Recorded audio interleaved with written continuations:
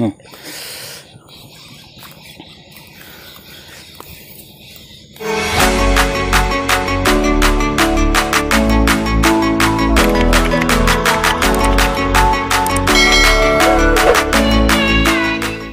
Babon nih, babon.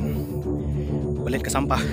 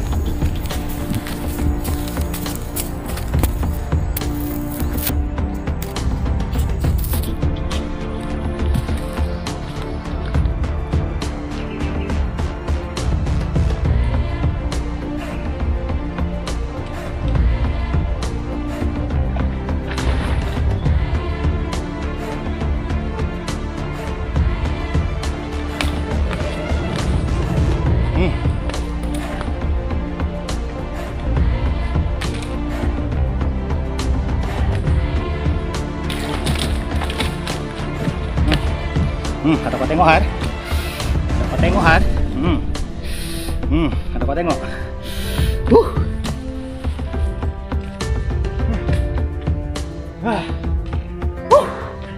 Habis.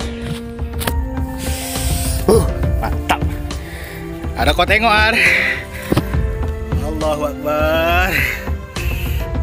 Dapat juga babonnya. Habis. Mantap. Inilah yang kutunggu-tunggu. Kau lihat, pakai soprop yang dijahit. Mantap. Bentar aku. Amis, sutet. Punya barang. Lihat ke sana. Babon cok, babon.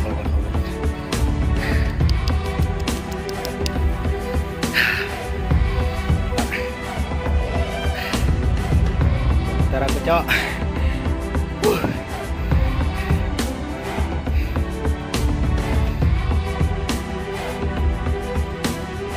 Oke, syukur alhamdulillah.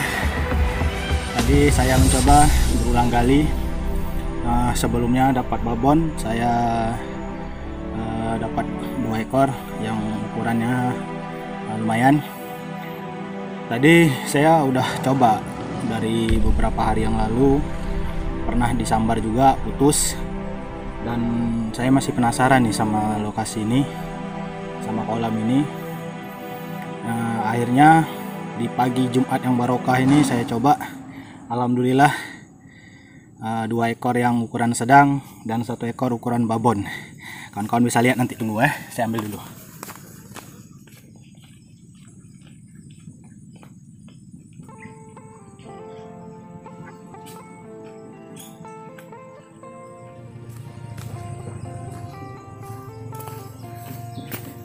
Ini saya pakai reel versus Carbotech dengan senar PE Genesis PE1, dan jorannya ini custom sutet dari Mas Jono, dan ini hasilnya.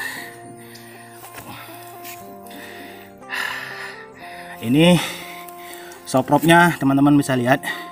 Ini soprop saya yang dulunya udah pernah hancur karena kemarin tuh saya mancing di sini. Sopropnya ini nyajen, putus, jadi saya akalin. Ini soprop yang udah hancur, saya jahit pakai benang jahit. Dan pagi Jumat barokah ini saya coba lagi, alhamdulillah naik babon. Mantap. Oke, sobat mancing, ini babonnya. Mantap.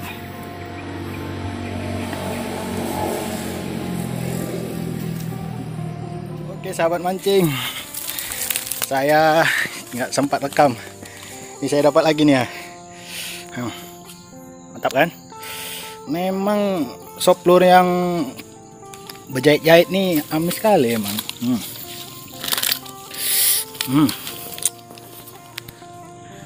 Nambah lagi urusan. Saya nggak sempat rekam karena saya nggak bawa apa yang untuk HP di dada tuh. Nah, ini yang pertama tadi. Nah, ini yang pertama tadi. Berarti total saya dapat pagi ini 4 ekor. Satu babon. Oke. Terima kasih.